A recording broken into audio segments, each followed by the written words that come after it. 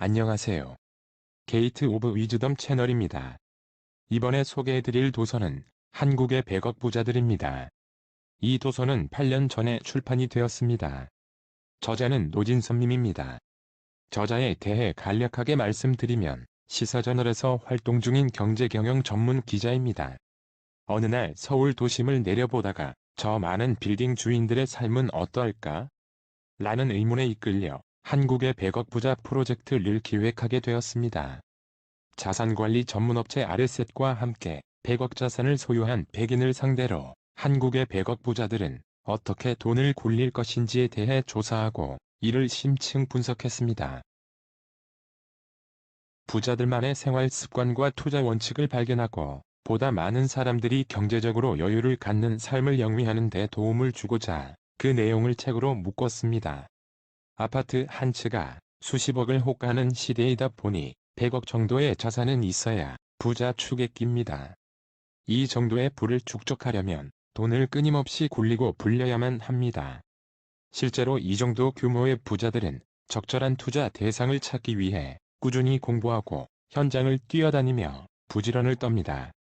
이 책은 자수성가형 부자들의 이야기입니다. 부자는 돈 문제에 예민하지만 돈을 좇지 않으며 오히려 인간관계에 더 많은 신경을 기울입니다. 또한 부자는 정보에 민감해 그 정보를 쥔 사람을 가까이하며 귀동냥을 합니다. 그리고 신문이나 잡지 등을 두루 섭렵하며 경제의 큰 흐름을 인지합니다. 이를 종합적으로 정리한 후에 투자의 대상과 규모를 정합니다.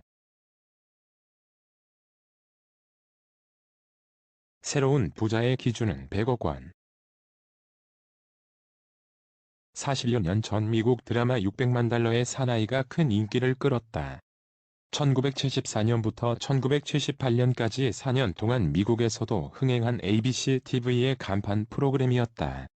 당시 600만 달러는 소생할 수 없는 사람을 살려내고 초능력까지 만들어줄 수 있는 큰 돈을 의미했다. 그 후부터 100만 장자니 100만 달러짜리니 하는 말은 어마어마한 부를 의미하는 말로 통했다. 100만 달러를 지닌 부자를 밀리어네어라 불렀고 이는 곧 큰 부자를 뜻했다. 세월이 흐르는 동안 부자의 기준도 달라져서 지금은 빌리어네어, 즉 10억 달러를 가져야 부자 소리를 듣는다. 한국도 예외는 아니다. 1970년대 초반에는 서울 집 한 채의 값이 200만 원이고 주택복권 1등 당첨금이 300만 원이었다. 이때까지만 해도 쓰러져가는 집 한 채와 손바닥만 한밭되기만 있으면 먹고 사는데 큰 지장이 없었다. 돈이 있어도 크게 쓸 일이 없는 시절이었다. 큼직큼직하게 나눠보면 집 한 채의 값이 1980년대는 수천만 원대, 1990년대에는 수억 원대, 2000년 들어서는 10억 원대 이상으로 불어났다. 서울에 수십억 원대의 아파트가 속속 등장하는 요즘 10억 정도는 그야말로 자산일 뿐, 이 돈으로는 부자 소리를 듣지 못한다. 지금은 먹는 것 외에도 즐기고 보고 체험하는 데 많은 돈을 쓴다. 예컨대 휴대전화, 컴퓨터, TV가 보급되면서 통신비만 한 달에 10만 원이 넘고 자동차 보급 대수도 2.7명당 1대꼴이니 자동차 유지비도 주요 생활비로 자리 잡았다. 예전보다 돈 쓸 곳이 늘어난 만큼 자산도 100억 원 정도는 있어야 돈 좀 있다는 소리를 듣는 시대가 되었다. 100억 원대 부자 100명에게 물어보니 현금과 부동산을 모두 합한 자산 총액이 100억에서 200억이라고 답한 사람이 35명으로 가장 많았다. 자산관리업체인 RS의 김민수 대표는 100억 원 이상을 소유한 부자들이 말하는 소위 부의 기준은 자산 100억 원이다. 부자들의 한 달 생활비는 1,000만에서 2천만 원인데 이 정도 감당하려면 적어도 100억은 있어야 한다는 것이다. 100억대 부자는 국내 인구의 1% 정도다. 라고 설명한다. 세월에 따라 부자 유형도 변한다. 부자의 유형은 크게 세 부류로 나뉘는데 본래부터 돈 많은 집에서 태어난 사람이 그 첫 번째다. 금수저를 물고 태어나 평생 먹고 살 걱정이 없는 부자다. 두 번째 유형은 자고 일어나니 유명해졌다. 는 영국 시인 바이런의 말처럼 하루아침에 벼락부자가 된 사람이다. 쓰러져가는 고향집 주변 터가 개발되면서 돈벼락을 맞았거나 버스카드 충전하다가 심심풀이로 산 로또 복권이 당첨된 억세게 운이 좋아 부자가 된 경우다. 세 번째 유형은 끔찍하리만큼 복이 없어서 어떻게든 스스로 돈을 벌어모을 수밖에 없던 유형이다. 첫 번째와 두 번째 유형의 부자는 아무런 노력 없이 돈이 굴러들어온 불로소득형이라면 세 번째 유형은 말 그대로 자수성가형 부자다. 과거에는 세 가지 유형 가운데 불로소득형 부자가 많았다. 부자는 3대를 간다는 말처럼 집, 돈, 논, 밭을 자손 대대로 물려받았다. 부의 대물림 덕에 부자는 그 다음 대에도 부자의 지위를 유지했다. 반면 가난한 집은 그 다음 대에도 가난을 벗어날 수 없었다. 부를 물려받은 부자는 당연히 관심과 부러움의 대상이었다. 그런데 1990년대 이후부터 자수성가형 부자가 생겨났다. 한국 전쟁 이후 빈손으로 시작해 부를 축적한 사람들이 하나 둘 등장하면서 세간의 관심을 받기 시작했다. 부잣집에서 태어나지 않아도 노력하면 부자가 될 수 있다는 분위기가 형성되었다. 이 시기에 재테크라는 용어가 유독 많이 사용된 배경이다. 과거에는 재테크라는 말조차 생소했고 재테크라고 해야 집장만이 최고의 목표였지만 자수성가형 부자가 생기면서 일반인의 목표는 단순히 집장만에 그치지 않고 그 이상을 겨냥하기 시작했다. 이번에 만난 100억대 부자 중 스스로 부를 일군 사람이 65%가 넘었다. 1980년대만 해도 부잣집에서 태어나 외제차를 몰고 명품 가방을 들고 다니면 과소비를 부추기는 부류라고 질타를 받았다. 해외여행을 다니면 외화를 낭비하는 매국노 취급을 받던 시절이었다. 지금은 어떤가? 럭셔리하게 살며 쇼핑과 해외여행을 즐기는 부자야말로 모든 이들이 꿈꾸는 선망의 대상이다. 자수성가형 부자가 돈을 모은 방법은 만인의 관심거리일 수밖에 없다. 또한 이들 부자의 움직임은 큰돈의 흐름을 알려주는 지표이기도 하다. 부자는 경험적 낙관론자. 밥상에 10가지 반찬이 있다고 하자. 맛있는 음식부터 먹는 사람이 있는가 하면 맛없는 반찬부터 손을 대는 사람이 있다. 전자는 10가지 음식 중에 가장 맛있는 음식을 먹고 나머지 9가지 음식 중 맛있는 음식 순으로 먹는 셈이다. 후자는 마지막 음식을 먹을 때까지 맛없는 식사를 해야만 한다. 물론 먹는 순서 때문에 음식 본연의 맛이 달라지지는 않겠지만 어떤 생각을 하면서 먹느냐는 맛있는 식사와 맛없는 식사를 나누는 기준이 되기도 한다. 돈을 많이 모은 부자는 전자에 해당한다. 부자는 아무리 어두운 현실이라도 낙관적인 면을 찾으려는 사람이다. 한치 앞을 알 수 없는 미래가 두려운 것은 부자도 마찬가지다. 하지만 두려움에 빠져 있으면 결국 상황만 나빠진다는 점을 부자는 본능으로 안다. 서울 강남의 소형 빌딩 3채를 소유한 김명진 가명씨는 이래서 안 되고 저래서 힘들다는 탄식만 쏟아내서는 해법을 찾기가 어렵다. 차라리 현재 가장 희망적인 것을 찾고 그 희망의 미래를 걸기 위해 노력한다. 투자할 때도 마찬가지다. 부동산 경기가 아무리 좋지 않아도 어디선가는 집값이 오른다. 지역에 따라서, 건물 형태에 따라서 그럴 수 있다. 그런 점을 잘 관찰하면 어느 순간 미래가 보인다. 고귀뜸했다. 낙관론자에도 무조건적 낙관론자와 경험적 낙관론자 두 부류가 있다. 가령 중국 인구가 13억 명이므로 이들 중 1%에게만 물건을 팔아도 떼부자가 될 수 있다고 말하는 사람은 무조건적 낙관론자다. 실제로 중국 인구의 1%가 그 물건을 구입할지는 아무도 모른다. 그의 희망사항이자 어림짐작일 뿐이다. 실제로 이런 기대를 하고 중국 시장에 진출했다가 실패하고 돌아온 사람이 한둘이 아니다. 반면 현실에서 체득한 경험을 갖춘 사람은 경험적 낙관론자다. 실제로 중국 사람에게 물건을 팔아본 사람이다.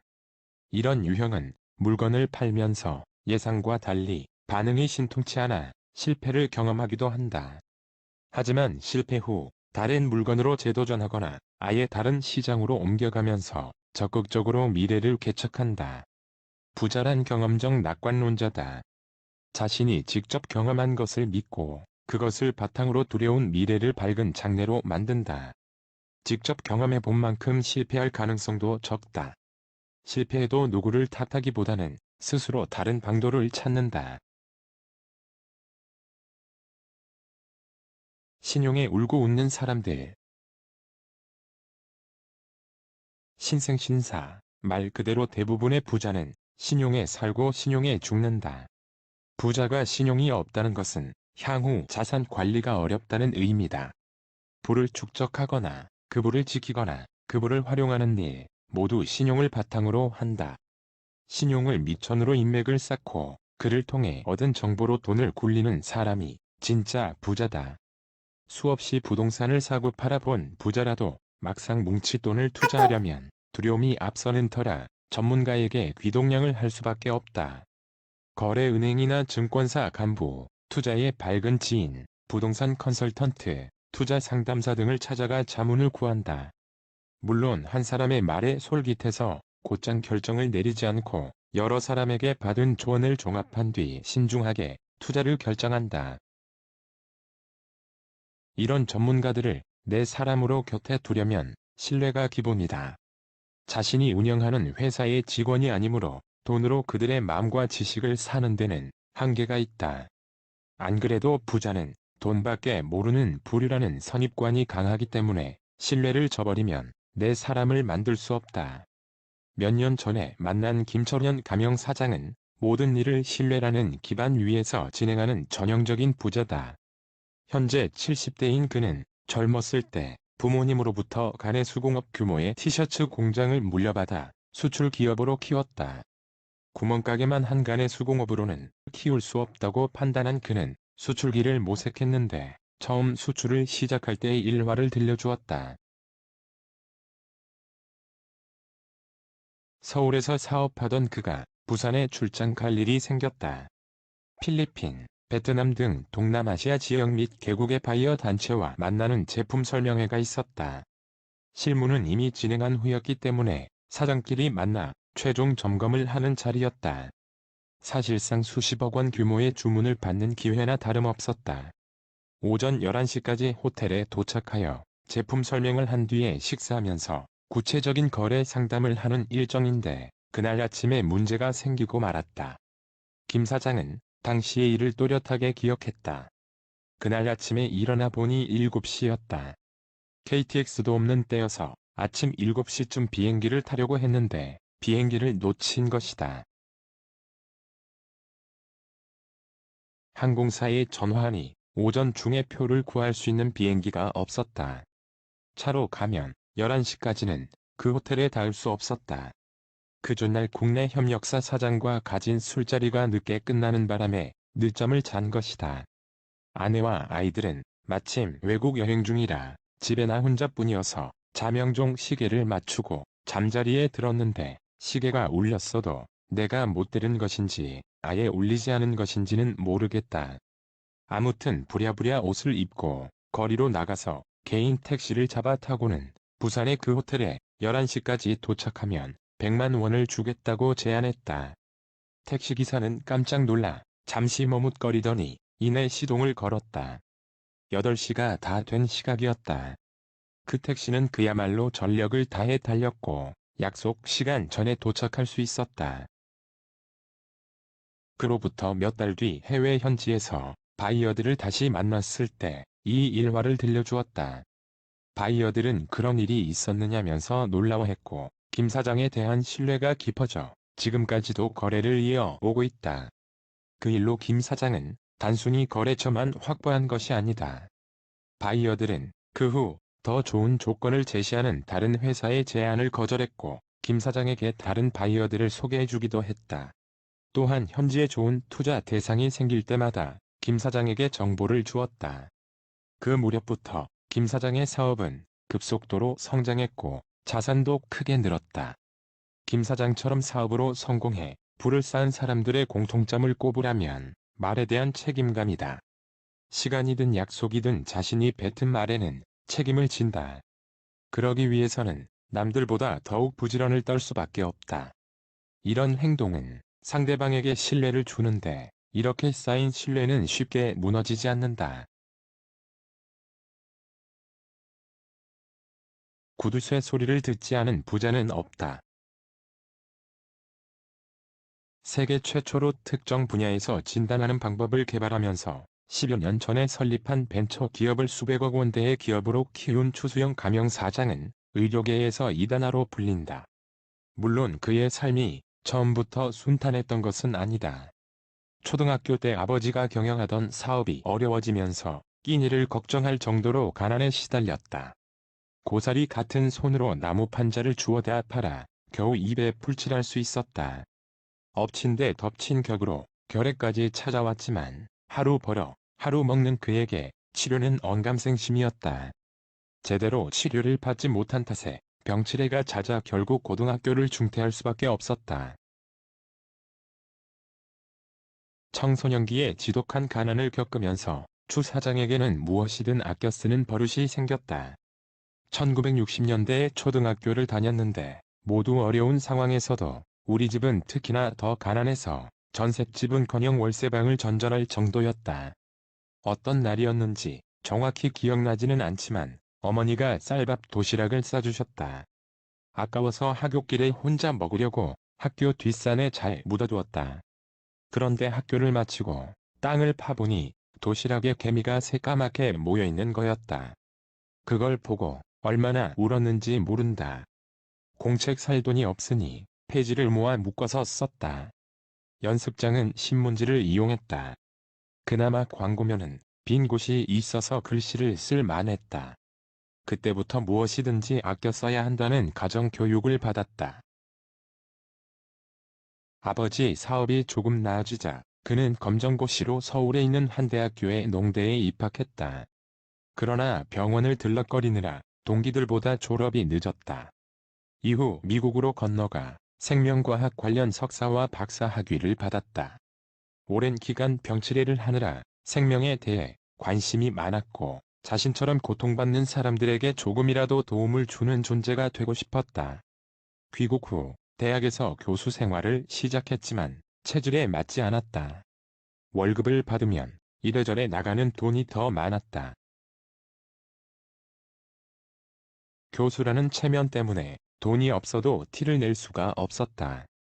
처음에는 분위기를 맞추기 위해 모임에 나가고 사람들과 어울렸지만 점점 자신과 안 맞는다는 사실을 깨닫고 원하는 대로 바꿔 나가기 시작했다. 여러 사람들과 비싼 돈을 주고 한 끼 식사를 하기보다는 혼자 학교 식당에서 몇천 원짜리 밥을 먹었다. 학교에서 짠돌이 구두쇠라는 별명이 붙었고 모임의 발길을 끊기 시작하자 더 이상 어떤 모임에서도 그를 부르지 않았다. 결국 교수직을 그만두고 수중에 있는 돈과 여기저기에서 빌린 돈으로 학교 내에 벤처 기업을 차렸다. 후학을 키우는 일도 중요하지만 실제로 환자들에게 도움을 주려면 연구해서 좋은 결과를 이끌어내야 한다고 생각했다. 흥미가 있는 진단 분야만 연구했다. 몇 년 동안 연구 결과가 기대한 만큼 나오지 않아 회사를 접을 생각도 했지만 끈기를 가지고 매달린 끝에 기대하는 진단 방법을 찾아냈다. 이 가치를 인정한 여러 기관에서 투자하겠다 나섰고 진단 기술을 수입하려는 외국 업체들도 생겨났다. 그때부터 사정이 조금씩 나아져서 지금은 빌딩을 구입해 사옥을 세울 정도로 자리를 잡았다. 돈 한 푼 없이 시작한 사업체를 이만큼 키운 것은 절약하는 습관 덕이라고 생각한다. 사업을 시작할 때 여러 사람들로부터 조금씩 돈을 모았는데 그것이 큰 밑거름이 되었다. 그러니 어떻게 그 돈을 함부로 쓰겠는가? 연구 결과가 나와서 펀딩을 받기 전까지는 그 돈을 아껴 쓸 수밖에 없었다. 부자들에게는 큰돈과 푼돈의 구분이 없다. 그들에게 10원과 10,000,000원은 다 같은 돈이다. 푼돈이라도 일단 수중에 들어오면 무조건 나가지 못하도록 막는 것이 부자가 되는 첫 번째 비결이다. 구두쇠라는 소리를 들을 수밖에 없다. 한 달 일해서 급여를 받는 월급쟁이는 몇 년 동안 열심히 일해서 차를 바꾸거나 더 넓은 집으로 옮겨간다. 이 정도 수준에 만족한다면 굳이 구두쇠라는 소리까지 들어가며 살 필요는 없다. 하지만 부자가 되고 싶다면 구두쇠가 돼야 한다. 좀 야박하다는 소리를 듣는 것이 부자가 되는 최소한의 자격이라고 부자들은 입을 모은다. 모든 분야가 그렇듯 구두쇠가 되려면 독하고 집요해야 한다. 사진계에서 최고봉에 오른 김중만 작가의 작업을 멀리서나마 볼 기회가 있었다. 김 작가는 젊은 모델에게도 공손했다. 때로는 농담도 하면서 모델의 긴장을 풀어주려고 노력했다. 더 좋은 사진을 찍기 위해 모델의 위치를 수없이 바꿀 때마다 모델에게 다가가 충분히 설명하고 양해를 구했다. 하지만 모델에게서 멀어지고 카메라를 다시 들었을 때는 눈빛이 달라졌다. 카메라 앵글을 통해 모델을 보는 눈은 맹수와 닮았다. 그렇게 하기를 몇 시간이 지나서야 마침내 촬영이 끝났고 사진 몇 장을 건졌다. 김 작가의 태도는 부자와 다르지 않다. 부자도 늘 돈주의를 맴돌다가 기회가 오면 맹수처럼 돌진한다. 밀림의 왕사자도 토끼를 잡으려고 전력을 다해 뛴다. 상대가 아무리 만만해 보여도 설렁설렁해서는 잡을 수 없기 때문이다. 부자가 그렇다. 평상시에는 무척 온순해 보이는 사람이라도 돈과 관련된 일만큼은 절대 양보하지 않는다. 특히 돈을 받아낼 때는 무자비할 만큼 냉철하다. 10번 꼬박꼬박 월세를 내다가 한 번 제 날짜를 어겨도 거세게 몰아붙인다. 돈을 쓸 때도 그렇게 인색할 수 없다. 한 부자는 이렇게 말했다. 사자처럼 발톱을 부드러운 털에 감춘 사람이 부자다. 돈을 벌 기회가 생기면 날카로운 발톱을 드러내고 악착같이 덤빈다. 일반인은 돈을 잃지 않으면 좋아하고 투자해서 본전만 건지면 다행이라고 생각한다. 그러나 부자는 돈을 잃는다는 건 아예 염두에 두지 않는다. 투자했으면 어떤 식으로든 이윤을 빼내려고 노력한다. 쪼들리는 생활에 익숙해지기. 튼튼한 기둥이 없는 다리와 건축물을 상상할 수 없듯이 자산의 축적에도 기둥이 필요하다.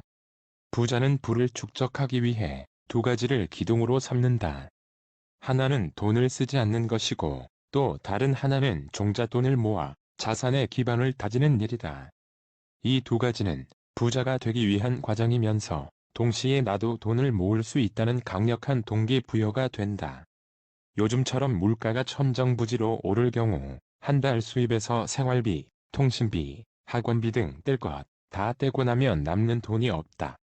오히려 부족해서 마이너스 통장까지 만들어야 할 판이다.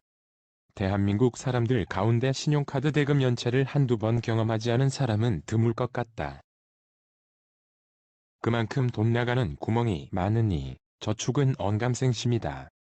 부자가 되려는 꿈은 말 그대로 꿈일 뿐이다. 부자가 된 사람들은 돈 관리부터 남들과 전혀 다르다.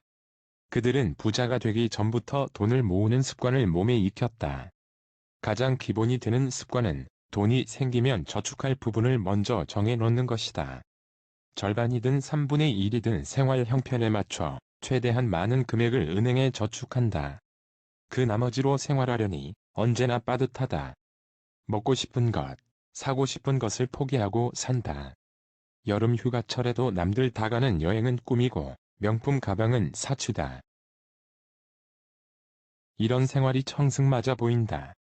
이렇게까지 할 필요가 있느냐고 반문한다면 차라리 부자를 포기하는 편이 낫다. 하루하루 즐기며 사는 것이 정신 건강에 좋을 수도 있다. 운이 억세게 좋다면 로또 복권을 사는 편이 돈을 아끼고 아껴서 부자가 되는 것보다 확률이 높을 수도 있다. 그러나 부자가 되고 싶은 마음이 간절하다면 독해져야 한다. 서울 여의도의 아파트 2채와 지방에 건물을 소유한 이주형 가명씨는 이렇게 조언한다. 부자가 되고 싶은가? 당장 이번 달부터 수입의 일정 부분을 뚝 잘라 저축해보라. 사람은 적응의 동물이어서 주어진 환경에 잘 적응한다. 400만 원으로 허덕이면서 사는 사람은 월급이 100만 원만 더 오르면 넉넉하게 살 것 같다고 생각한다. 그러나 이런 사람은 500만 원을 벌어도 여유 있는 생활을 하지 못할 가능성이 크다. 거꾸로 과감하게 100만 원을 저축하면 300만 원으로도 살 수 있다. 물론 이전보다 더 쪼들리겠지만 못 살지는 않는다. 세계 최고 갑부로 꼽히는 워렌 버핏도 10년 동안 중고 자동차를 탔다. 돈이 없어서 최고급 자동차를 사지 않은 게 아니다. 돈을 아끼는 습관이 몸에 밴 것이다. 돈을 아끼는 습관은 쓸 돈을 최대한 줄이는 행동으로 이어진다.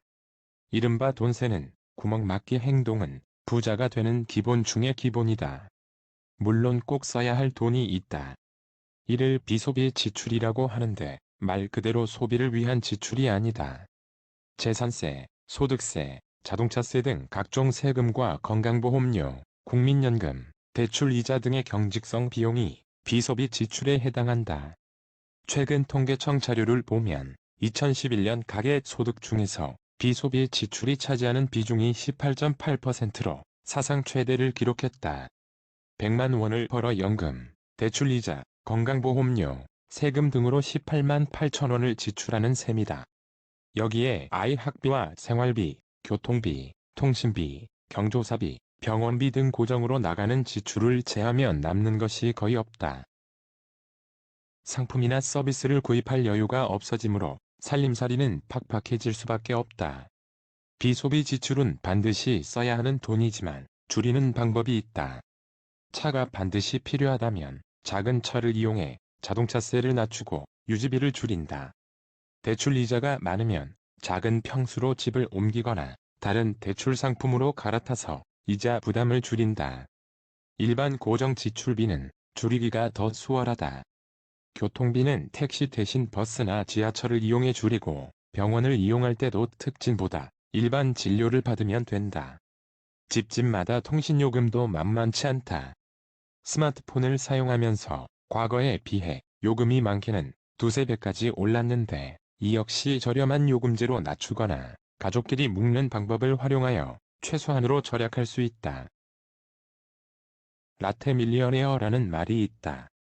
세계적인 커피 프랜차이즈 스타벅스에서 가장 많이 팔리는 메뉴인 라테와 백만장자를 뜻하는 밀리어네어의 합성어로 라테를 마시지 않고 그 돈을 모아서 투자하면 백만장자가 될 수 있다는 의미다. 매일 5,000원이나 하는 커피를 한 달에 20잔 마시는 대신 그 돈을 모은다고 가정하면 1년 동안 120만 원이 모인다. 그 돈을 8% 수익이 나는 곳에 투자하면 1년 뒤에는 125만 원이 모인다. 기간을 늘려 5년 동안 투자하면 739만 원, 10년 뒤에는 1841만 원, 20년 뒤에는 5929만 원, 30년 뒤에는 1억 5천만 원이 된다. 커피값과 함께 복권 구입비나 통신비를 아낀 돈을 모아 매월 20만 원씩 저축한다면 30년 후에는 3억 원이 내 손에 들어온다. 일확천금을 노리는 것보다 확실하게 부자가 되는 방법이다. 커피 한 잔이 주는 여유를 포기할 수 없다면 저렴한 자판기나 직접 내려 마시는 커피로 대체할 수 있다. 무선 인터넷을 사용하기 위해 와이파이만 이용하거나 용도에 제한을 주면서 통신요금을 줄여나가고 꼭 사야 할 물건만 구입하는 습관을 기른다면 스스로 씀씀이를 통제한다는 자신감이 생겨서 저축액이 늘어난다. 이런 사람을 위한 금융상품까지 나왔다. 한은행에서 농장 만들기 상품을 내놓았는데 저축 목표를 세운 다음 다양한 항목을 설정하고 인터넷 사이트에서 그 항목을 클릭하면 정한 금액이 적금 통장으로 연결되게끔 되어 있다. 예를 들어 금연을 결심하고 그 돈으로 저축하려는 사람은 담배 항목을 클릭하고 자신이 원하는 금액을 입력하면 그 금액이 매월 적립된다. 매일 파악도 안 되는 푼돈이 모여 목돈으로 불어나면 동기부여도 커진다. 부자 되는 연습을 쉬지 말아라. 100살이 넘은 최고령 게이샤인 고킨 씨는 일본 최고의 게이샤가 된 비결을 묻는 기자들의 질문에 무심히 대답했다. 천직은 무슨 달리 먹고 살 게 없으니까 한 거지. 이처럼 평생 자신의 일을 하다 보니 부자가 되었다는 사람도 있다. 그들은 돈을 벌려고 열심히 일한 것이 아니다. 열심히 일하다 보니 어느새 큰 돈이 생겼다고 말한다. 사업가 출신 부자들이 하는 말이기는 하지만 너무 틀에 박힌 얘기다. 그래서 어떻게 하면 열심히 일할 수 있느냐고 다시 물었더니 부자도 연습해야 한다는 현답이 돌아왔다. 부자가 되려면 연습이 필요하다? 언뜻 이해가 안 되는 부분이다. 하지만 잘 생각해보면 운동선수도 마찬가지다. 완벽한 공을 던지기 위해 수백 수천 번 연습한다. 잘 던지려면 꾸준한 연습도 필요하기만 제대로 된 자세도 필요하다. 자세가 잘못되면 아무리 연습도 실력이 늘지 않는다. 주변을 돌아보면 무작정 열심히 일하는 사람이 정말 많다. 그들이 모두 부자가 되는가 하면 그렇지도 않다. 부자가 되는 방법을 모르고 무작정 따라해서는 원하는 목표에 다다를 수 없다. 좋아하는 일을 하면서 부자가 되려면 부자들이 어떻게 하는지 보고 따라 배우는 연습이 필요하다. 부자의 면면을 따라 하다 보면 자신도 모르게 투자의 습성을 몸에 익힌다는 것이다. 직장인이라면 사장처럼 생각하는 노력을 해볼 필요가 있다. 어떤 결정을 내리고 어떻게 수익을 올릴지 항상 생각하는 것이다. 회사 자산 규모를 알아보고 거래처를 파악하고 수입 규모를 확인하고 직원 급여 등 지출 규모를 익힌다. 이런 습관을 몸에 붙이면 싫어하는 일도 좋아하는 일로 변한다. 서울의 한 호텔 사장이 그런 경우다. 30년 넘게 호텔리어로 살아온 그는 처음부터 자신이 호텔 사장이라고 생각하며 일에 열중했다. 1980년 조선 호텔 레스토랑의 웨이터 보조로 호텔업에 발을 들였는데 처음부터 호텔에 뜻을 둔 것은 아니었다. 그저 먹고 살기 위해 뛰어든 삶이었다. 호텔에 근무하는 누나를 둔 친구가 그에게 호텔리어를 해보라고 권했던 것이다. 대학에 연거 후 낙방하고 입대 전까지 막노동, 노점상, 외판원 등을 했다. 제대 후에 대학 입학의 꿈을 접고 호텔리어가 되기로 했다. 얼굴도 반반하고 뺀질거리니 호텔에서 일하면 굶어 죽지는 않을 것이라는 친구의 말에 호텔에 입사했다. 중고등학교 시절에는 동기들이 기억도 못할 정도로 조용하던 그가 호텔에서는 적극적인 모습을 보였다. 웨이터 보조로 일하던 시절에 국회의원 팔에 맥주를 엎지른 적이 있었다. 일부러 그런 것이다. 엎드려 절하고 용서를 빌었다. 그분은 나를 용서했지만 호텔 상사에게 무척 혼난 기억이 있다. 그만큼 많은 사람들에게 관심을 받고 싶었던 모양이다. 그냥 호텔 보이 생활에 만족했다면 그런 일을 벌이지도 않았을 것이다. 당시만 해도 호텔 웨이터를 바라보는 사회의 시선이 별로 곱지 않았다. 게다가 사회적 배경이나 돈, 학력도 없는 그에게 호텔리어로서 넘어야 할 벽은 까마득하기만 했다. 차라리 포장마차가 적성에 맞는 일인지도 모른다는 생각까지 들었다.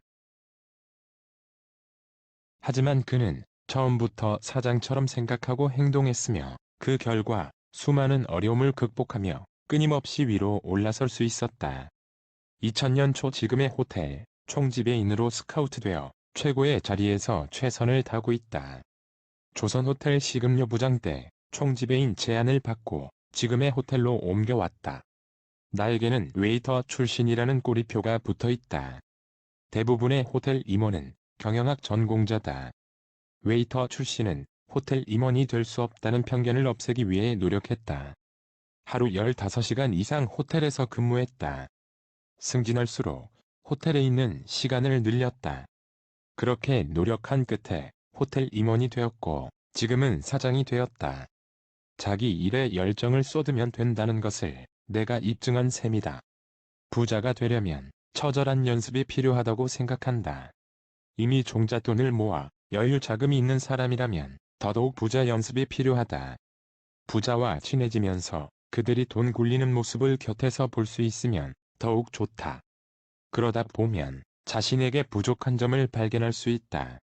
그럴 때 투자 관련 책이나 경제서적을 탐독하게 된다. 필자와 친하게 지내던 편의점 프랜차이즈 본사 사장은 10년 동안 편의점 가맹 사업을 하면서 100억 원대로 자산을 늘렸다. 이 사업을 시작하기 전 10년 동안은 공부만 했다. 편의점 강국인 일본의 편의점 부를 찾아가 사사했다. 일본 편의점 업계의 흐름을 읽은 그는 한국에서는 편의점 산업이 어떻게 흘러갈지 감을 잡고 사업을 시작했다. 김사빈 가명 사장은 처음에는 물류 사업을 시작했다. 편의점 하면 점포만 늘리면 될 것 같아도 그렇지 않다. 편의점은 물류 경쟁이다. 유통망을 갖춰야 장기 경쟁에서 살아남을 수 있다. 고 말했다.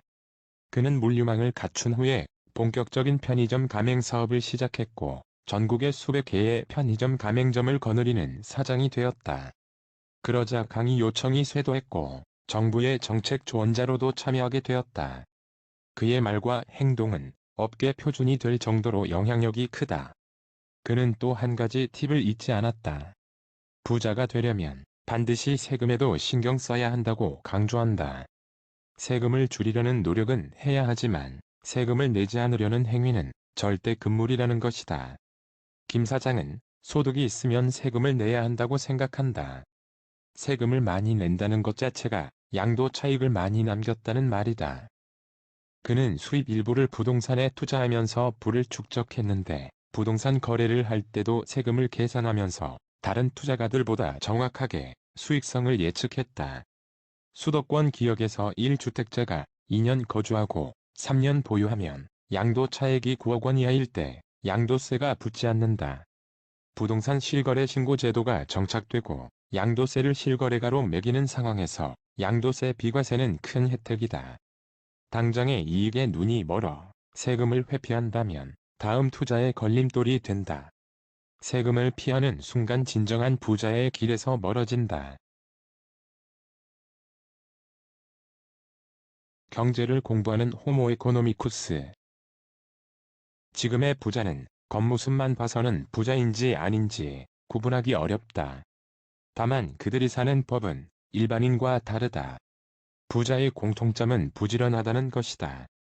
보통 밤 10시쯤 잠자리에 들고 오전 6시에 일어난다. 모든 부자가 그렇진 않지만 대체로 아침형 인간이 많다. 특히 자수성가형 부자는 규칙적인 생활이 몸에 뱄다. 잠자리에서 일어나면 가장 먼저 신문을 읽는 일로 하루를 시작한다. 종합면부터 사설면까지 모든 면을 천천히 들여다본다. 그 중에서도 경제면을 꼼꼼히 챙겨 읽는다. 여기까지는 다른 사람들과 크게 다르지 않다. 그런데 부자는 경제면을 보면서 정치, 사회, 문화 등 다른 면을 떠올린다. 한 나라의 시국이란 경제만으로 이야기할 수 없다. 경제는 정치, 사회, 문화 등 모든 분야와 얽혀 있다. 부자는 이를 나름대로 분석한다. 특히 투자하려고 생각했거나 이미 투자한 분야에 관한 내용이라면 모든 인맥을 동원해서 사실관계를 확인한다. 그럼으로써 향후 투자의 방향과 범위를 정한다. 직장 생활을 하든 자영업을 하든 아니면 뚜렷한 경제 활동을 하지 않더라도 오전은 경제 관련 뉴스를 보고 나름대로 분석하는 시간으로 삼는다. 오후에는 자기 일을 하거나 투자처를 돌아본다. 필자가 만난 대부분의 부자는 직업을 가지고 있었다. 큰돈을 벌지 못하는 직업이라도 성실하게 일한다. 자산이 수십억이지만 월급쟁이로서 회사 생활을 하는 이만수 가명 씨는 몇 년 전 로또 1등에 당첨된 사람이 다니던 직장을 그만두었다는 소식을 들었다. 최근 그 사람이 모텔에서 자살했다는 뉴스를 접했다. 직장을 계속 다녔다면 사기당하고 투자를 잘못해서 모든 돈을 다 잃었다 해도 최소한 자살은 안 했을 것이다. 돈이 많으면 일하지 않고 골프나 치며 놀러 다녀도 평생 걱정 없이 지낼 수 있다. 그런데도 일하는 이유는 일은 단순히 돈벌이 수단이 아니기 때문이다. 직업은 돈벌이 이상의 의미가 있다. 고 강조한다. 자영업자거나 뚜렷한 직업이 없는 부자는 오전에 경제 관련 뉴스에 귀를 기울이고 오후에는 경제 전문가나 세미나를 찾아다닌다. 자녀가 어느 정도 크면 같이 다닌다. 초등학생 때부터 경제 교육을 시키는 사람도 있고 대학생이 되면 경제 읽는 법을 가르치는 이도 있다. 부자는 경제에 관심이 많은 이른바 호모 에코노미쿠스다. 직장인이든 아니든 돈에 관한 것이라면 언제나 관심을 기울인다. 다른 바쁜 일이 있을 때는 수첩에 메모해 두었다가 저녁에 찬찬히 들여다본다. 물론 저녁 모임에도 적극 참석한다. 그 모임은 부자들끼리 친목을 도모하는 자리이기도 하고 자산 전문가들을 만나는 자리이기도 하다. 단, 저녁을 먹더라도 술은 자제한다. 다음 날 일정에 차질이 생기기 때문이기도 하고 그 자리에서 오가는 말을 흘려들을 가능성이 크기 때문이다. 술은 편하게 만나는 지인들과 마신다. 주말에는 보통 사람들처럼 독서, 골프, 여행, 등산 등의 취미를 즐긴다. 하지만 이러한 취미 생활도 투자와 관련 지으려는 경향을 보인다. 책을 읽더라도 경제 관련 서적을 선호한다. 경기 흐름을 놓치지 않기 위해 세계 경제, 증권, 투자 서적을 읽는 편이다. 처세술이나 동기부여 관련 책은 거의 찾지 않는다. 새롭게 받아들일 내용이 없기 때문이다. 부자 중에 골프를 운동 삼아 즐기는 사람이 유독 많다. 주로 부자들끼리 또는 투자 자문가들과 함께 골프를 즐긴다. 공기 좋은 곳에서 같이 운동하고 걸으며 이런저런 이야기를 나누는데 그 과정에서 관계가 깊어진다. 이는 향후 중요한 정보를 교환하는 인맥의 밑거름이 된다. 골프의 찬가인 한 부자는 등산을 하면 사람 됨됨이를 알 수 있다고 하지 않는가? 골프도 그렇다. 골프는 매너를 중시하는 스포츠인데다 두어 시간 즐기고 목욕까지 하다 보면 그 사람의 본 모습을 볼 수 있다. 서로 도움을 주고받을 수 있는 그만큼 신뢰할 만한 사람인지 알 수 있다. 고 설명한다. 골프와 달리 여행이나 등산은 여러 사람과 즐기지 않는다. 단체 여행보다는 나 홀로 여행을 즐긴다. 외국 여행을 가더라도 가족끼리 떠난다. 등산도 거의 혼자 한다. 등산은 운동을 위한 목적이거나 생각을 정리하기 위한 시간으로 삼는 부자가 많다. 이런 모습은 한국처럼 집단 문화가 강한 사회에서는 외골수로 보이기도 하지만 그렇다고 인맥이 없는 것은 아니다. 이들의 결혼, 운동, 행사에는 선택받은 사람만 모인다. 같은 부류라는 동질감을 느끼며 투자 정보를 공유하고 서로 인맥을 소개해주기도 하기 때문이다. 진짜 부자는 절대 드러내지 않는다. 부자들은 투명인간이 되고 싶어 한다. 자신이 부자라는 사실이 공개되는 걸 극도로 꺼린다. 언론에는 부자에 대한 통계가 단골 메뉴로 등장하지만 실제 사례로 등장하거나 인터뷰하는 부자가 거의 없는 이유도 그 때문이다. 얼굴과 이름이 알려지면 후원 또는 지원의 손길을 원하는 개인이나 단체가 득달같이 달려든다. 또한 수입이 공개되면 세금 문제 등 자산 관리가 까다로워진다. 그래서 소위 돈 냄새를 풍기지 않으려고 노력 아닌 노력을 한다. 일상의 습관에서 그 예를 찾아볼 수 있다. 1년 전 신발 제조업체를 운영하는 김 사장을 만나 저녁을 먹었다. 부동산만 해도 수백억이 되는 부자인데 그날 그를 따라간 곳은 서울 영동대로 뒷골목에 있는 허름한 식당이었다. 김 사장이 10년째 찾는 고깃집이었다. 일반 직장인들이 드나드는 음식점과 다르지 않았다. 고급 일식집 같은 데는 사무적인 접대가 필요할 때 간다. 오늘처럼 정말 맛있는 밥을 먹고 싶을 때는 이 집을 찾는다. 오랫동안 이용하다 보니 이 집 음식은 보장할 수 있다. 주인하고 안면을 터서 좋은 부위의 고기를 맛볼 수도 있다. 쇼핑할 때 명품보다 실속 있는 제품을 고르는 것처럼 부자는 식사할 때도 고급 식당보다 음식 맛이 좋은 곳을 찾는다. 또 다른 이유는 부자 티를 내지 않기 위함이다. 고급 식당에 자주 드나들면 그가 누구인지 자연스럽게 소문이 난다고 한다. 한마디로 부자라는 사실을 공개하고 다니는 셈이다. 실제로 김 사장은 자주 가던 일식집 주인이 소개할 사람이 있다며 조심스럽게 다가온 이야기를 들려주었다. 누구인가 궁금했는데 이야기를 듣고 보니 사업하는 사람이었다. 이야기가 길었지만 요약하면 자금이 필요하니 투자하라는 것이었다. 얼굴 한번 본 적 없는 사람에게 돈을 투자할 수 있겠는가. 더욱이 일식집 주인이 나에게 그런 사람을 소개하는 것 자체가 불쾌해서 아예 발길을 끊었다. 부자는 대개 집에서 식사를 해결하고 밖에서 혼자 먹을 때는 오랜 단골집을 찾는다. 물론 고급 식당이 아니다. 어려운 시절부터 늘 다니던 식당이다. 대신 맛있는 음식을 내놓는 식당을 선호한다. 중요한 모임이라면 호텔 식당을 찾기도 하지만 비싼 곳을 선호하는 것은 아니다.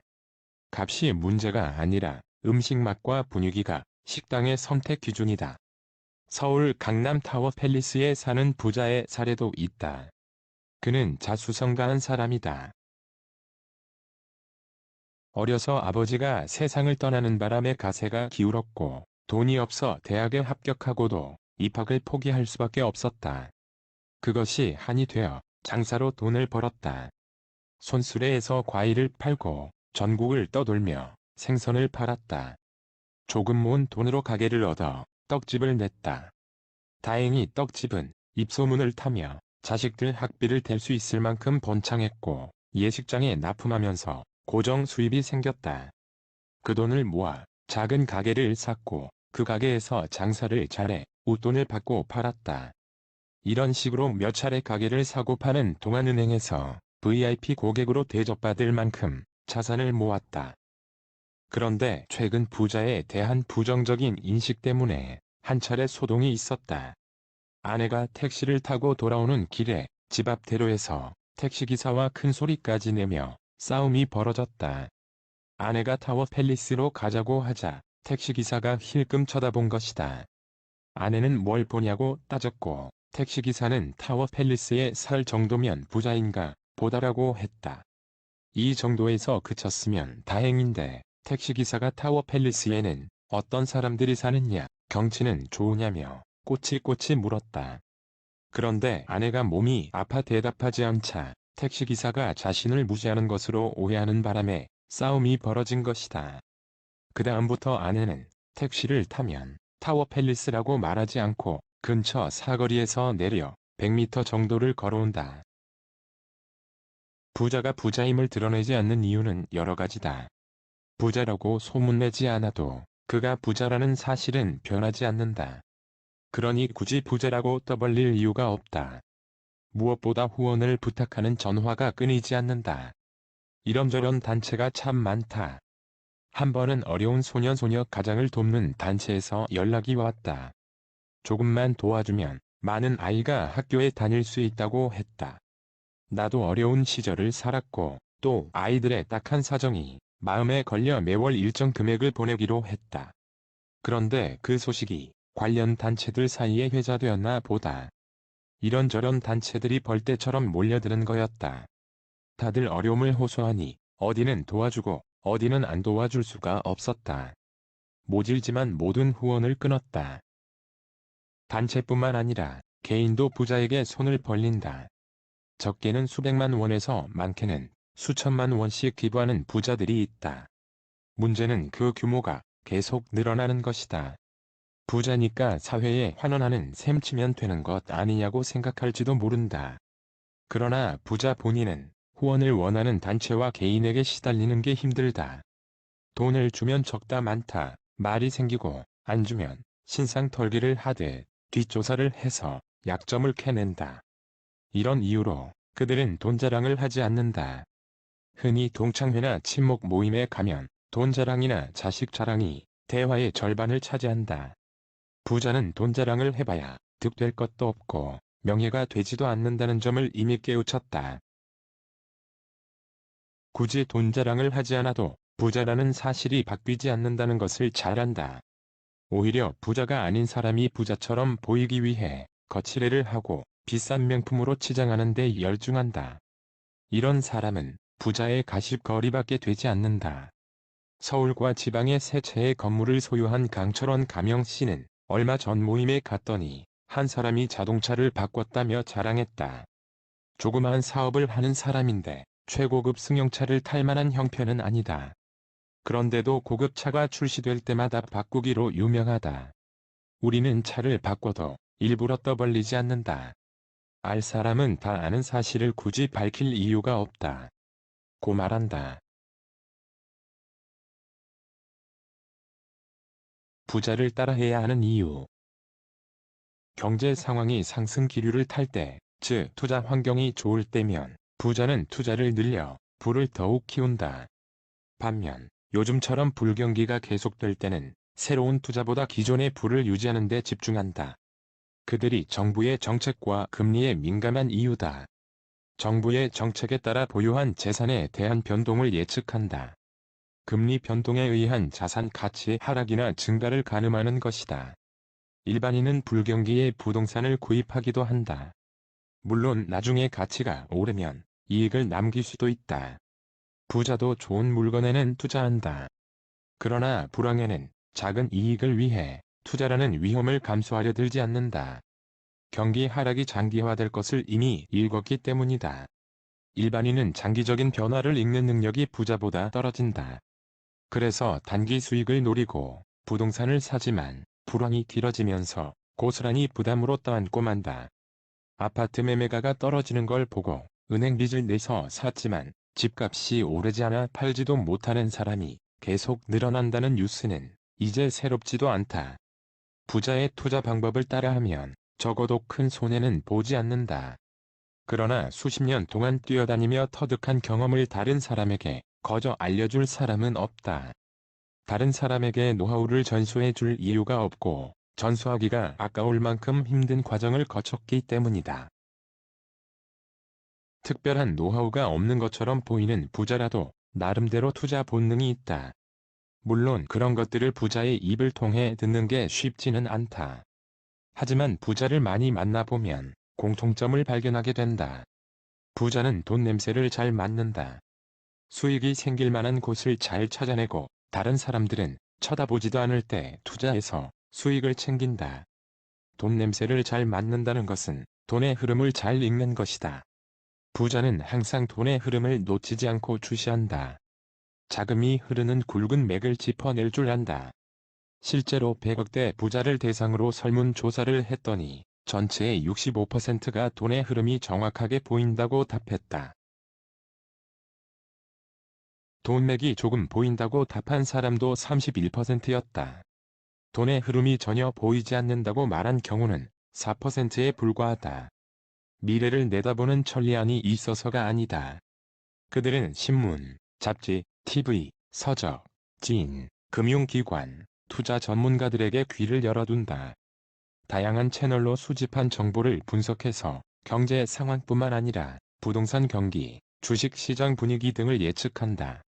서울 삼성동에 빌딩 2채를 소유한 김성문 가명 76세 씨는 운동선수가 피나는 노력으로 국가대표가 되는 것처럼 부자도 노력해서 부를 쌓고 유지한다. 돈을 절약하고 그 돈을 투자할 줄 알아야 한다. 투자처를 찾기 위해서는 부지런을 떨어야 한다. 사람, 언론 매체, 세미나 등을 통해 꾸준히 정보를 얻어야 한다. 이런 노력을 몇 년 하다 보면 돈의 흐름이 보이는 순간이 온다. 고 말한다. 부자의 투자 기술을 배우기 위해 현업을 포기하면서까지 그들을 쫓아다닐 수는 없는 노릇이다. 평상시에 부자들과 가깝게 지내면서 그들의 말에 귀 기울일 필요가 있는 것이다. 금융기관의 투자 세미나 등에 꾸준히 참석하다 보면 부자들을 접할 기회가 생긴다. 처음에는 얼굴만 익히다가 점차 말을 트고 이런저런 얘기를 나누면서 가까워진다. 그들과 조금 가까워진다 싶으면 어디에 얼마나 투자해야 돈을 벌 수 있는지 궁금해서 안달이 나겠지만 섣부른 접근은 그들의 경계심만 부를 뿐이다. 그저 평범한 생활 이야기, 특히 공감대를 이끌어낼 만한 화제가 좋다. 아이 교육, 문화 등은 거부감도 없고 자연스럽게 대화를 이어갈 수 있는 주제다. 만일 고급 투자 정보를 가졌다면 부자들의 이목을 집중시킬 수 있다. 구체적인 내용은 아니더라도 투자 정보의 일부를 슬쩍 전하기만 해도 된다. 그것만으로도 가치 있는 사람이라는 인상을 심어줄 수 있다. 정치가가 되려는 사람은 정계에 있어야 정치가 근처라도 가는 것처럼 부자가 되고 싶은 사람은 부자들 가까이에 있어야 한다. 부자들의 투자, 제1원칙 안전성. 부자들에게는 몇 가지 투자 원칙 같은 공통점이 있다. 무엇보다 국가의 정책에 관심을 둔다. 그들의 투자 방향이나 규모가 정부의 정책과 무관하지 않기 때문이다. 그래서 부자들은 정부의 정책에 귀를 기울인다. 부자에게 세금을 부과하는 정책이 나오면 투자 규모를 줄일 수밖에 없다. 자산을 모으는 만큼 세금을 과도하게 내야 한다면 손실이 수익을 넘어설 가능성이 있다. 그런데 정부가 정책을 발표하기 전에 우선 시장에서 바람이 분다. 그들은 다양한 정보통을 이용해 이런 바람을 느끼고 먼저 움직인다. 박근혜 정부가 들어서면서 부동산 시장 활성화 정책이 나올 가능성이 길어졌다. 그동안 갖가지 규제에 묶인 부동산 시장을 풀어 서민들의 숨통을 틔우려는 것이다. 부동산 규제가 완화되면 부자들의 투자도 늘어날 전망이다. 설문조사 결과 100명 중 38명은 정부가 부동산 규제를 완화하면 적극 투자하겠다고 답했다. 물론 부동산 규제가 풀리더라도 시장이 달아오르려면 시간이 필요하다. 그래서 당장은 경매나 급매물에 투자하겠다는 사람이 28명이었다. 대형 투자보다는 싸게 사서 소소한 시세 차익을 남기고 파는 데 관심을 둔 부류다.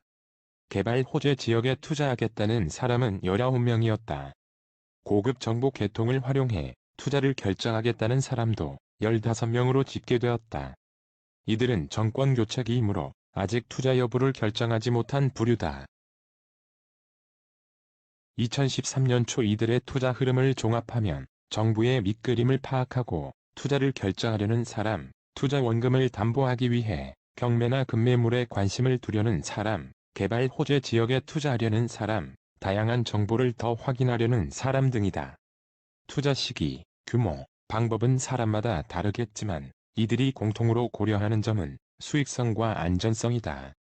투자할 때 수익이 많은 대상을 고를 것인지, 수익은 조금 적더라도 안전한 대상을 선택할 것인지를 따진다. 결론부터 말하면 부자들은 수익성보다 안전성에 무게를 둔다. 1년 전쯤 세미나에서 재미있는 강연을 들었다. 강사는 포커 게임에서 네로라 하는 갬블러로 방송에도 여러 차례 출연하고 신문이나 잡지에도 등장하는 유명인이었다. 그는 수익성과 안전성에 대해 이야기하다가 말미에 고스톱 게임에서 돈을 잃지 않는 방법을 알려주겠노라고 했다. 먼저 점수가 나면 무조건 스톱 그만해야 한다.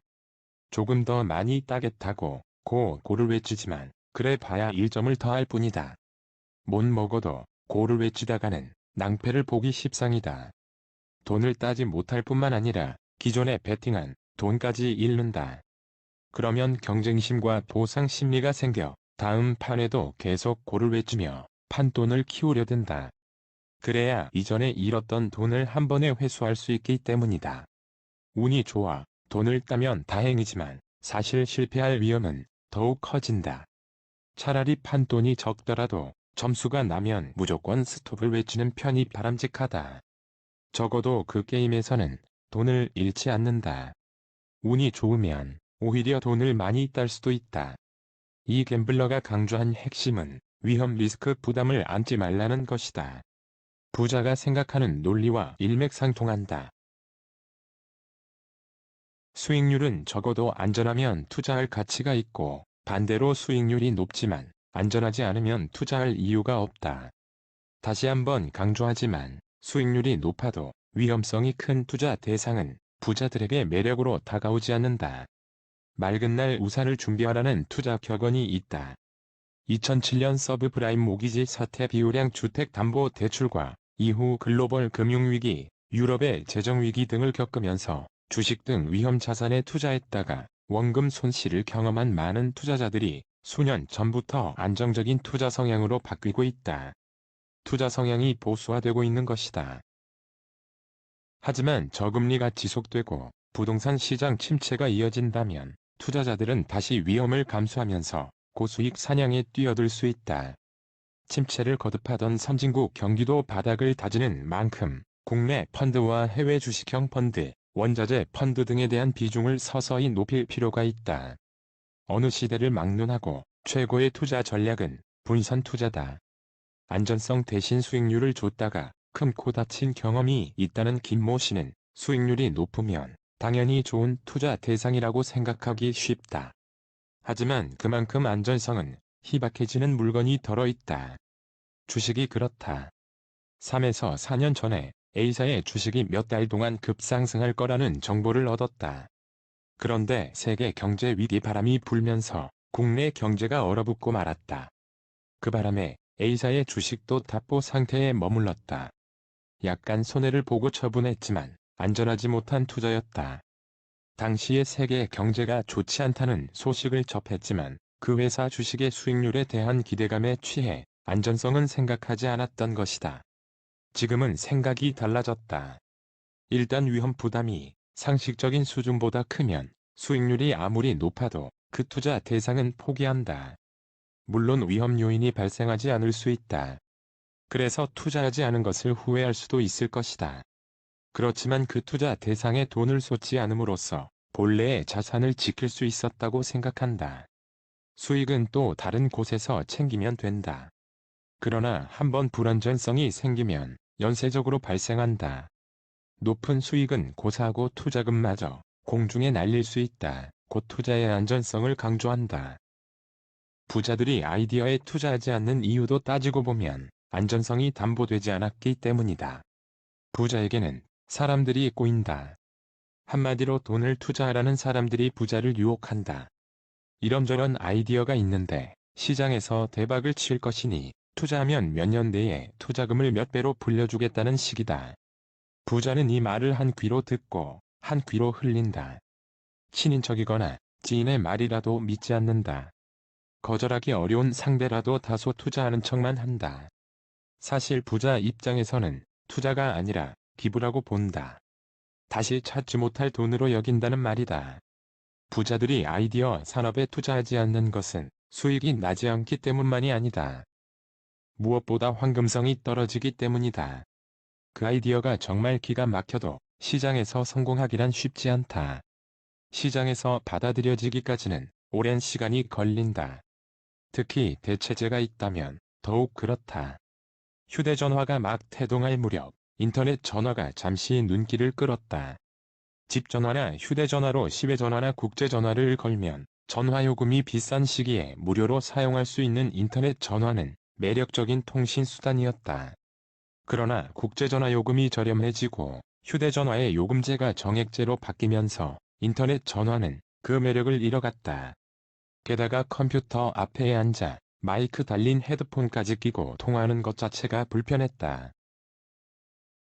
당시 인터넷 전화 사업을 하는 업체들은 여기저기에서 투자를 받아야 경쟁에서 버틸 수 있었다. 그러나 휴대전화라는 대체재가 나와 더욱 편리하면서 요금까지 저렴해지자 인터넷 전화에 대한 투자는 사실상 이루어지지 않았다. 부자들은 아이디어에 투자하기보다는 이미 돈이 된 사업을 사는 편이다. 빌 게이츠 마이크로소프트 회장이 그렇다. MS-DOS라는 컴퓨터 운영체제를 사서 지금의 기업을 일구어냈다. 단순히 운영체제에 대한 아이디어 수준이었다면 빌 게이츠 회장이 많은 돈을 투자했을까? 짐작하고도 남음이 있다. 부동산 투자 대상 1순위, 상가 건물. 2013년 유망한 부동산 투자 대상은 무엇일까? 부자들은 상가 건물을 최우선으로 꼽았다. 굳이 도심 한복판이 아니더라도 어느 정도 유동인구가 있는 역세권이라면 상가 건물은 늘 임차 수요가 있다. 수십 층짜리가 아니라 4에서 5층짜리라도 임대 수익은 짭짤하다. 직장인들은 점심시간이면 회사 주변에 있는 식당을 찾는데 그런 식당을 1층에 둔 작은 상가 건물이 부자들의 1순위 투자 대상인 것이다. 일반인은 그런 상가 건물 한 채만 있으면 부러울 것이 없겠다고 생각한다. 실제로도 상가 건물의 월 임대 수익은 수천만 원에 이른다. 물론 주변 상권과 임차한 업종에 따라 임대 수익은 천차만별이다. 개인 병원, 편의점, 식당 등을 층마다 배치하고 꼭대기층은 자신의 주가하는 부자도 있다. 권정열 가명 씨는 대전에 4층짜리 상가 건물을 소유하고 있고 그 건물에 산다. 기존에 살던 집을 처분하고 다른 부동산 자산을 모두 모아 상가 건물을 샀다. 대전에 4층짜리 상가 건물을 가지고 있다. 나는 4층에 살고 1층에 일식집, 2층에 커피숍, 3층에 치과가 있다. 대전에는 신상권이 형성되어 있고 구상권은 많이 쇠퇴했다. 그렇지만 구상권에 있는 그 상가 건물의 월임대 수익으로 생활하고 노후를 준비하기에 부족함이 없으며 또 다른 곳에 투자할 수도 있다. 아파트보다 상가 건물이 회전율도 높고 투자 후 시세 차익도 큰 편이다. 내가 직접 거주하기 때문에 건물 관리도 제대로 할 수 있다. 그 다음으로 투자가 유망한 부동산은 토지, 오피스텔과 도시형 생활주택, 아파트, 단독주택, 주상복합, 분양 상가 순으로 나타났다. 토지는 개발 호재를 미리 예견하고 장기 투자를 하는 대상이다. 세종시를 개발하기 전부터 그 주변 땅값이 들썩였던 이유다. 정부나 공기업의 공식적인 발표가 이루어진 후에는 땅값 안정을 위해 여러 가지 규제가 마련된다. 부자는 그 발표가 있기 전에 미리 주변 땅을 사두고 개발 시기만 기다린다. 개발이 확정되어 발표하면 이미 땅값이 오른 상태이므로 그 즈음에 땅을 처분해 차익을 남긴다. 실제로 신도시 개발이나 지역 재개발 등이 발표되기 전후부터 기획부동산이 부자들에게 연락해 토지 구매를 종용한다. 그때는 이미 늦은 시점이다. 부자는 이를 알기 때문에 기획부동산 등의 말에 현혹되지 않는다. 기획부동산보다 먼저 정보를 알고 투자하는 사람이 부자들이다. 과연 그런 정보를 어떻게 알아내는 것일까? 100명에게 물어도 100명 모두 입을 봉한다. 이 정보만큼은 절대 발설하지 않는다. 다만 한 부자의 말에서 힌트를 얻을 수 있었다. 나는 젊을 때 꼭 200억 원을 만들기로 작심했다. 버는 돈은 절대 쓰지 않고 모았다. 모은 돈을 수익이 많은 상품에 투자하려다 보니 주식, 채권, 부동산, 금융상품 등에 관해 공부하지 않을 수 없었다. 학교 다닐 때도 그렇게 공부하지 않은 것 같다. 책이나 신문, 잡지를 닥치는 대로 읽으면서 공부했다. 돈이 조금씩 모이자 금융기관, 자산관리업체, 정부 관계자를 만날 기회가 늘었다. 이들은 투자에 대해 직접적인 역할을 한다기보다 간접적인 조언과 자문을 준다. 여러 가지 말을 하는데 그 중에서 핵심을 찾는 것은 나의 몫이다. 물론 그 핵심을 재차 확인하는 작업이 필요하다. 그럴 때는 다른 모임에서 귀동냥을 했고 핵심 인물에게는 로비도 해봤다. 그렇다고 구체적인 자료나 서류가 있는 것은 아니다. 그저 지나가는 말 한마디가 전부였다. 그것을 나름대로 해석해야 한다. 그러기 위해서는 수십 년 동안 공부한 지식과 경험이 필요하다. 오피스텔과 도시형 생활주택도 대표적인 수익형 부동산이다. 이런 수익형 부동산은 1인 가구나 학생, 독신자가 생활하기에 적당하다. 대부분 단기간 거주하는 사람들이므로 회진율이 빠른 편이다. 그때마다 수익을 낼 수 있어서 부자에게는 좋은 투자 대상이다. 아파트, 단독주택 등은 수십 년 전에 이미 한 차례 유행한 부동산 상품이다. 미분양 아파트가 생기는 판이니 아파트 투자는 수익성이 거의 없는 것이 현실이다. 물론 서울 노른자위 땅에 있는 아파트는 예외다. 신축한 지 10년이 넘고 평수도 매우 작지만 도심에 있다는 이유로 수십억 원을 호가하는 아파트는 있게 마련이다. 단독주택은 회전율과 황금성이 좋지 않아 부자들이 선호하는 투자 대상은 아니다. 서울에서도 평창동, 성북동, 한남동 등 부촌 지역을 제외한 지역의 단독주택은 수요와 공급이 많지 않다. 팔고 싶어도 사는 사람이 거의 없다. 부촌 지역의 단독주택은 시장에 매물로 나오지도 않지만 사려고 해도 값이 수십억 원에 이르는 고가주택이다. 부자들끼리 모여 산다는 존재감이 있고 아파트 단지보다 조용하므로 개인 생활을 어느 정도 보장받을 수 있다. 한 부자는 시야를 넓게 가져야 한다. 아파트만 투자 대상으로 보는 시대는 끝났다. 아파트 단지에 있는 부동산 중개소에 들러 아파트 시세만 확인하는 사람이 꽤 많다. 상가에는 관심이 없는 것이다. 아파트 단지의 상가 건물에도 괜찮은 물건이 있다. 이런데 투자하는 것도 합리적인 자산 증식 방법이다. 라고 조언한다. 이 도서는 2013년도에 출간되었기에 8년이 지난 요즘 상황과는 맞지 않을 수도 있습니다. 다만 한국의 100억 부자들의 생활 습관, 투자 철학, 행동 양식, 가치관 등을 배울 수 있는 시간이 될 것입니다. 이 도서는 자수성가형 부자 100인이 공개하는 대한민국 부자의 모든 것을 알 수 있는 계기가 될 것입니다. 이 도서의 낭독을 마치겠습니다. 감사합니다. 게이트 오브 위즈덤 채널이었습니다. 구독과 좋아요는 영상 제작에 큰 힘이 됩니다. 게이트 오브 위즈덤 채널이었습니다. 감사합니다.